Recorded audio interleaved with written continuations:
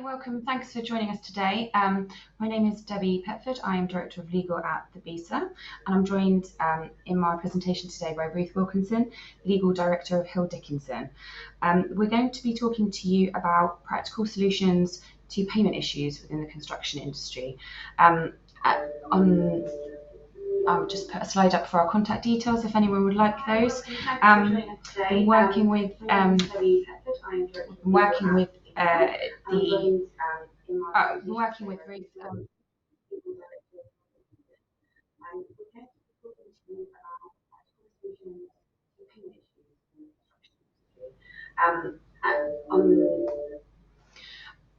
think that's, sorry, apologies for that. That was a user error there.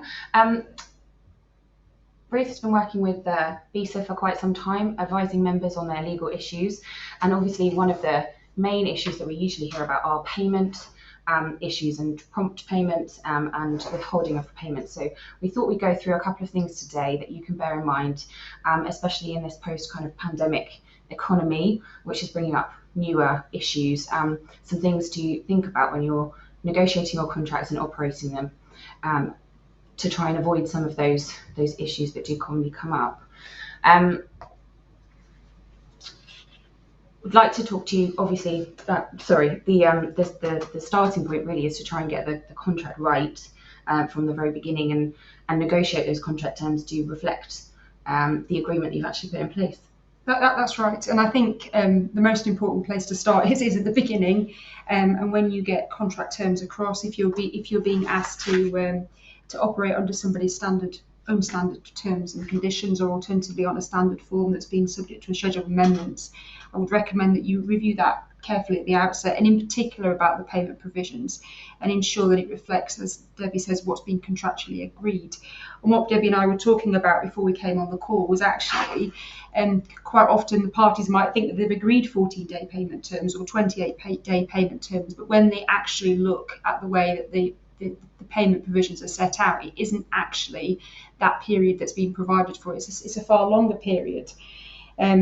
So I think it's really important to kind of work it out. And for my own part, when I'm looking at the payment provisions, the only way I can work it out is if I do a little, if I kind of draw a line and work out when the due date is, and then when the final date for payment is, and all the other notices that need to be given at the same time, including the application. So I'll just take you to some of the things that we think you should be thinking about when you are negotiating your contract, to make sure that these are included, that you understand what the contract actually provides for. The first one being obviously making sure that the due date for payment is clearly identified and understood by both parties. We often see that it's not clear, and the notice provisions for construction and payment all stem from identifying what this due date is, and it's very important that everybody is on the same page, and it links to your payment schedules as well, which is point 3 here on the slide. If your identified due dates within your contract don't match a payment schedule that you might have at the end of your contract, that's going to cause you some problems at some point during that contract, and an argument about which one applies and what the actual true due date might be. So it's very important to identify that within your contract and make sure that everybody is clear and it's agreed. Yeah, exactly. I mean, the starting point for any construction contract is that it should comply with the terms of the Construction Act. And the Construction Act deals with two really important issues. The first is payment and the second is adjudication. And in relation to payment provisions, a construction contract has to include certain provisions relating to payment and certain requirements in relation to payment notices and pay less notices. Now, there is some flexibility in the Construction Act for the parties, and they can choose for themselves the period between the due date for payment and the final date, but some of the notices are fixed. So, for example, the payment notice that's usually issued by the paying party has to be given 5 days, no later than 5 days from the due date. And sometimes in the contracts that I've looked at previously, that hasn't been the case. That's been wrong, and so I would go back in relation to that, say, well, actually the periods are incorrect in your contract and they need to be updated. And as Debbie mentioned, it's quite often that you see the payment provisions, and they make reference, as you say, to a payment schedule that's usually an appendix. to the agreement. Now, these payment schedules can be really, really valuable tools because they set out in quite a lot of detail when the application for payment needs to be made by the contractor or the subcontractor, and then when the due date for payment is, and the final date for payment, and when the date of all the different notices. So when the payment notice needs to be in, and when the last date is for issuing the pay less notice. However, whilst they can be very useful, sometimes they can be wrong, and that can cause even more problems. And so again, I think if you're presented with a payment schedule, it would be worth the time to get somebody to work through it and to check that the dates that have been used in the payment schedule actually tally up with what the contract says, and actually that the calculation is correct. So, for example, it's quite a common mistake is for the person that's prepared the payment schedule to either ignore or not ignore bank holidays, for example. So to not count particular dates or not count weekends. I've seen people not count weekends when they're calculating dates. And again, that's not correct. And the other issue with payment schedules is you don't want them to come to an end. So you should be very wary. If you have a payment schedule that starts with the first payment to be made in January, the last is December, and then there's no provision for it to be extended, then you could potentially be in a situation where you won't be entitled to any additional further payments beyond that date. So if you have a payment schedule that seems to have an end date, it ideally needs some wording at the end of it that says, and such additional dates as may be required following this final date, or something along those lines. And just in terms of timescales, there are certain pieces of legislation and government guidance which you should be thinking about. Any payment schedules, timescales more than 60 days, you should really be looking at to work out why that is the case. The Prompt Payment Code stipulates that payments must be made within 60 days, and signatories to that are audited also larger companies to check that they are paying promptly within those 60-day timescales. And just a small side note, there has been a release of a PPN 0821, which talks about how larger scale government projects, government suppliers will be required to demonstrate that they pay 95% of their invoices within 60 days from the 1st of April 2022. Otherwise, they could potentially be excluded from larger government contracts valued over 5 million. So when you're looking at your timescales, think about whether it's practical to you and whether there's any kind of government or other legislation that you should be thinking about in respect to that too. In terms of negotiating your terms, it is useful to look at the interest provisions for late payment under those contracts. The Late Payment of Commercial Debts Interest Act stipulates that any late commercial debt is subject to an 8% above base rate interest charge and some other ancillary charges you can put on top of that, including compensation. The main standard form contracts for construction do have a set amount of interest. The JCT is 5%, NEC is around 2 to 3%. But you should always try to look to make sure that there is interest provision that you're happy with within your contracts. And if your payments are late, look to demonstrate that and look to claim for that, certainly. Additional interest, yes, because if there's a rate in the contract, provided that is a substantial remedy, then you wouldn't be entitled to also claim or to choose to claim the interest that's under the Late Payment of Commercial Debts Act. As we spoke about payment in the Construction Act, the Construction Act also allows suspension of any and all of your contractual obligations if your payments are late.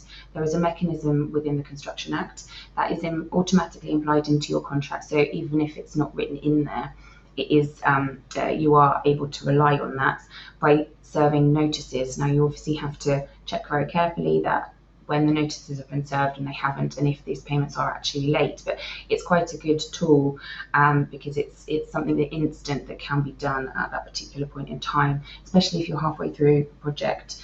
Suddenly pulling off and suspending is quite inconvenient for all the other parties involved, and it gives you quite it does leverage your ability to get paid in quite a good way. One thing to check with suspension is to make sure that if there is a contract provision that the 7-day period for notices hasn't been artificially extended.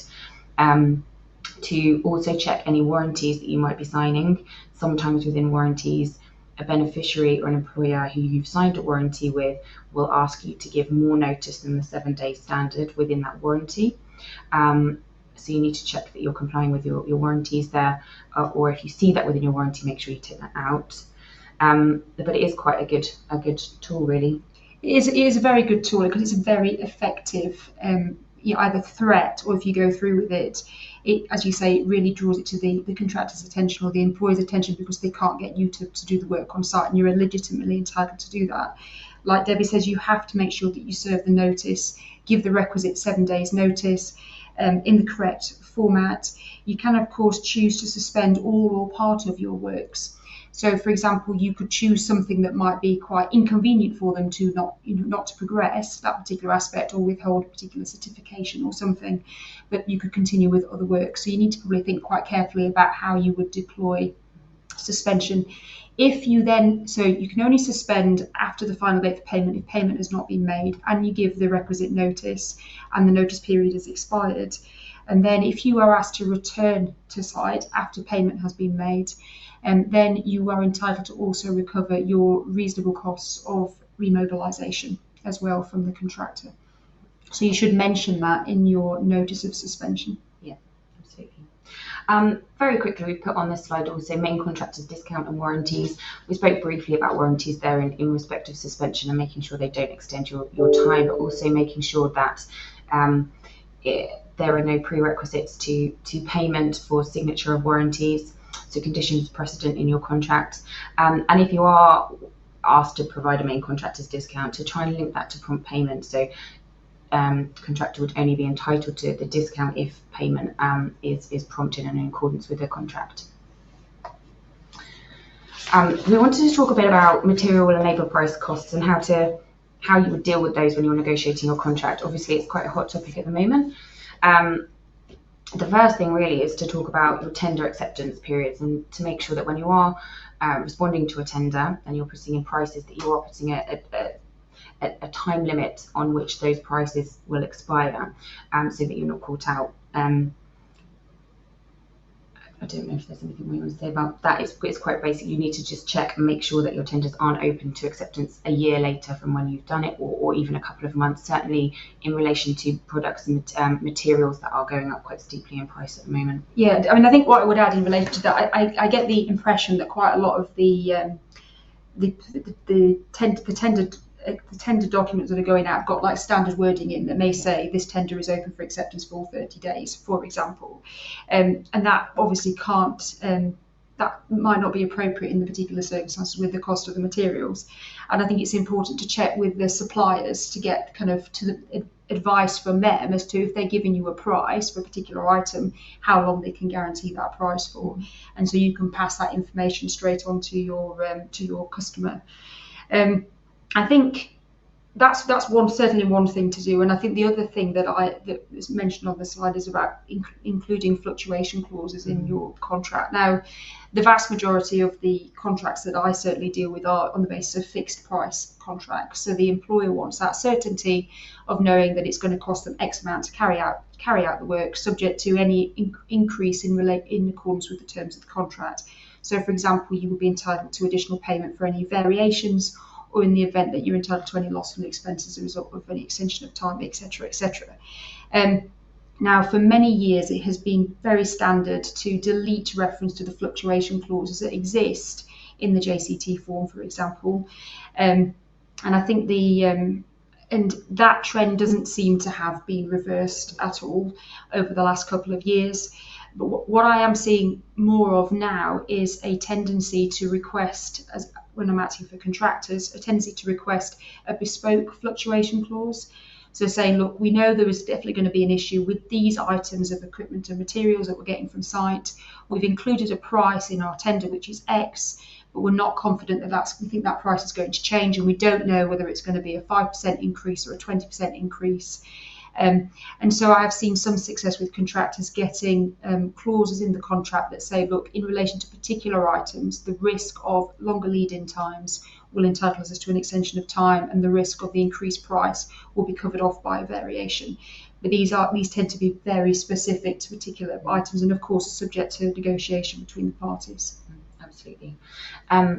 we are seeing more and more of that, and it is a concern, I think, for members. And it's quite a good way to address it is if you go forward with those things. The other things that you can look at, I mean, not as common advance payment bonds, but vesting certificates, certainly for larger pieces of equipment. If it's known that you need to do that to pay money up front to secure that piece of equipment at an earlier, or machinery material at an earlier date, so you can secure it at a lower price.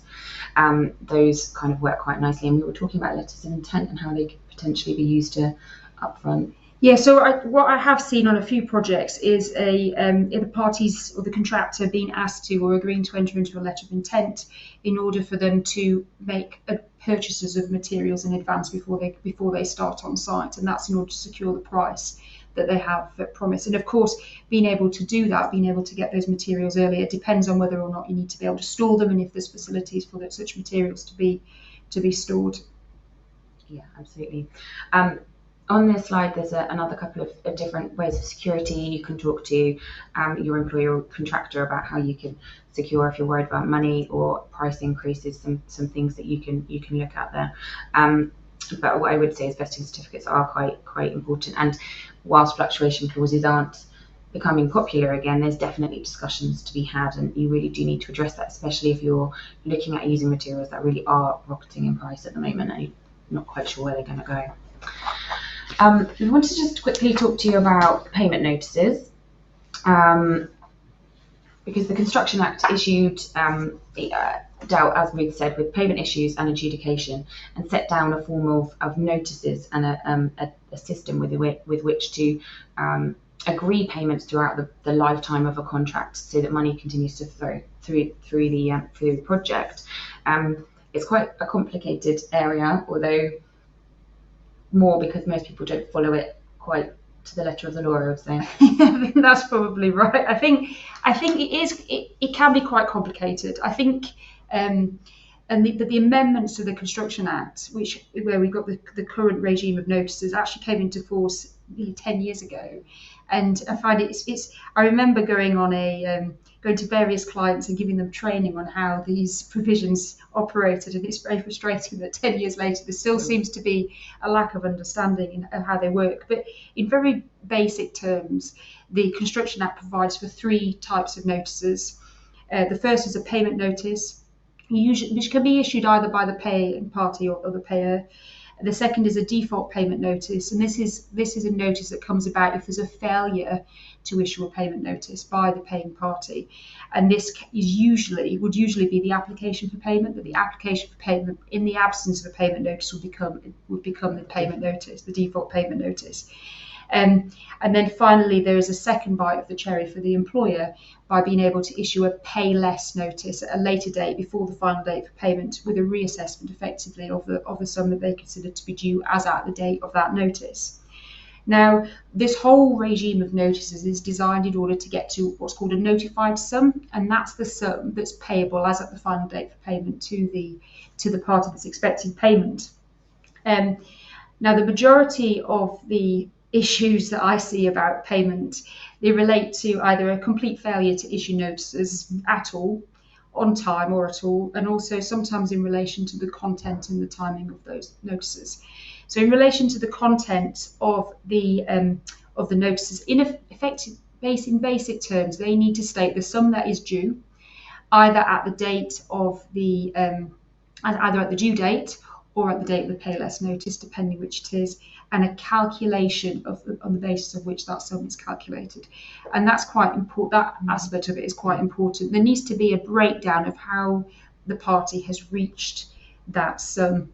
And what we would usually see is reference to a spreadsheet, for example, that shows how that sum has been calculated. Yeah.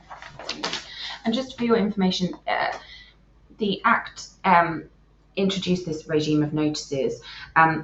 Your contract should specify a lot of when these notices are due. If your contract doesn't specify, then this scheme for construction payment is implied within your contract. It can often be quite difficult if your payment clauses within your contract, there are some identifiable dates in here, but some of them are lacking. Then some of this scheme that you see on the slide will be implied and some of it won't, which can increasingly make it even more confusing, I think. It definitely. I mean, that's part of the problem. So if your contract fails to include the payment requirements of the Construction Act, and the scheme has to apply, what the scheme does is it fills the gaps. So the courts are effectively saying, well, look, we'll work out what the contract does that actually works, and then where it doesn't work properly, we'll use the scheme to backfill it. Now, the difficulty with that is that you end up with a hybrid type arrangement, and you need to work out what the terms actually are.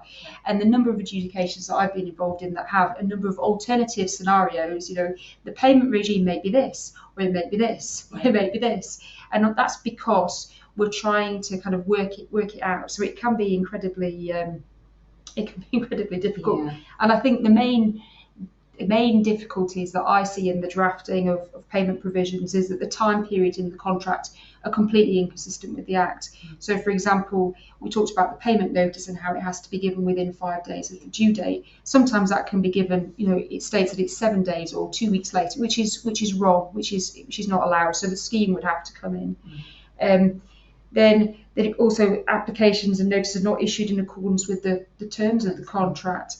And then you end up in a situation of saying, well, both parties have accepted this, so have they? There's arguments about whether parties have waived their position. Usually they haven't done that.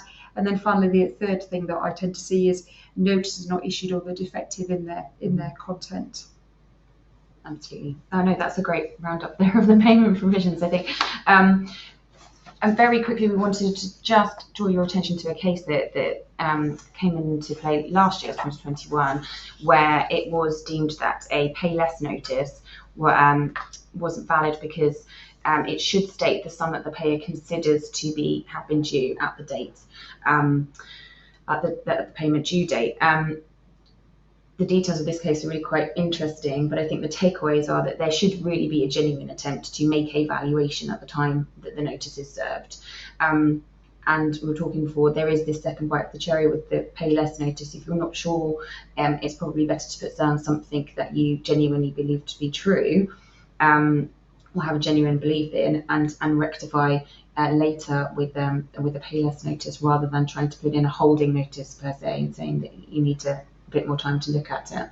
That might not stand up. Yeah, no, definitely. I mean, I think the facts of this case are probably worth setting out, because they are quite amusing. So in this particular case, and the reason I'm smiling is that because there was a payment notice for the princely sum of 97 pence. Against an application of £1.8 million. So in this case, the party expecting payment applied for, as I said, 1.8 million, and within the 5 days they got what was described as a holding payment notice in the sum of 97 pence, and that was sent to them on the basis that the party that was reviewing the payment said they didn't have time to do a proper assessment. And then a few days later, they did actually have time to do that assessment, and they sent another payment notice for £657,000. So quite a difference between the 97 pence and the 657,000. Now, the employer paid £657,000, but of course, the party expecting pay wasn't very happy because they still wanted their 1.8 million. So there was an adjudication that was started by the party expecting payment in relation to the true value of that particular application for that payment. And in relation to this, the other side, the employer, advanced a counterclaim for about £150,000. And I think from memory, the decision of the adjudicator was in favour of the contractor, of the party expecting payment, and it went off to enforcement. Now, the Technology and Construction Court held in quite clear terms that the payment notice that had been issued, the one for 97 pence, was not valid. And it wasn't valid on the basis that it was not a sum that could be genuinely considered to be due by the paying party. And there was no basis for the calculation whatsoever. And of course, the subsequent payment notice that was issued a few days later was late, so was invalid for that reason. Now, as it happens, the adjudicator's decision was held not to be enforceable because the adjudicator had failed to consider this cross-claim. But I think it is a really interesting and hopefully quite unique case, because I think it really highlights the importance of providing a basis for the calculation and demonstrating that you've given some consideration to what amount is payable to the paying party. And I think also it's a warning that parties that are the paying party cannot issue what they call a holding notice. They have to issue the notices in accordance with the time frame. And as Debbie says, there is this opportunity, if you issue a payment notice, to also issue a later pay less notice. And in that pay less notice, you can reevaluate the amount that you consider to be due. So at that stage, you thought was payable to the contractor. But yeah, interesting case. Indeed.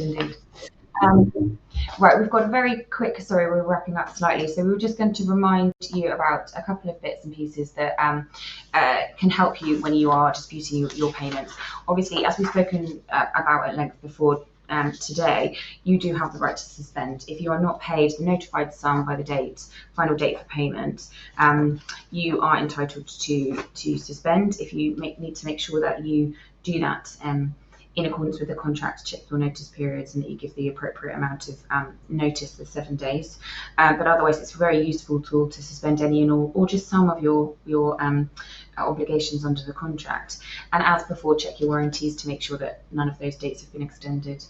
Obviously, there's adjudication, which the Construction Act also introduced, which is again, a contractual rights implied. The right to adjudicate is implied into all construction contracts that are operating undertaking construction operations. There are a few. Obviously, adjudication can be quite expensive, so it's something that you need to think about.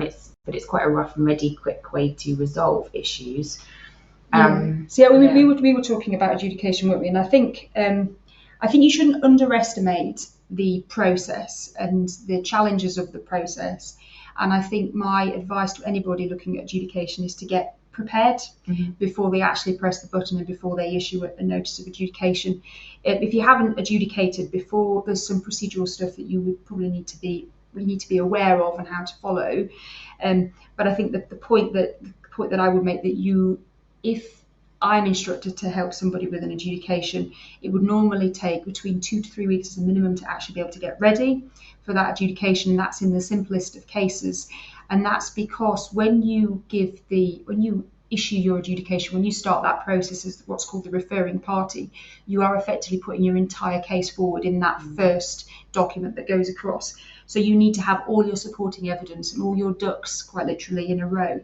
So it's not unusual for an adjudication to have documents setting out what your case is, but also to be supported by expert reports, maybe witness statements. So there's a lot of work that goes into that process. But we were talking, weren't we, about the low-cost models? Yeah, low-cost. But there's a couple.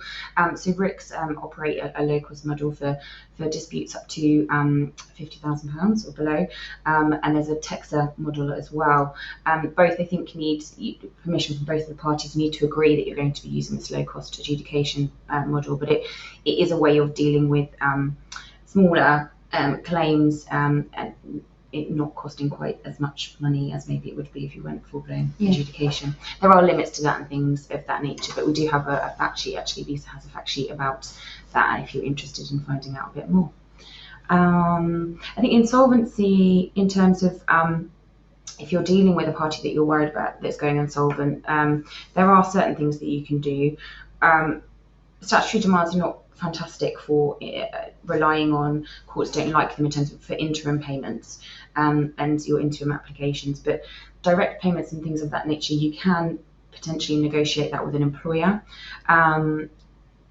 Agreements do need to be drawn up to deal with that, to make sure that it's dealt with in the correct way. Yeah, so for example, if you're the yes, you can hear people telling us to wrap up. So, I mean, hopefully that was a good update for you guys. If anyone's got any questions, please do either email us or drop us a line. BESA Legal and Commercial is available for members to call, and if you're having any payment issues, please let us know. And thank you, Ruth, for joining me today. Thanks for having me, Debbie. No worries. Thank you.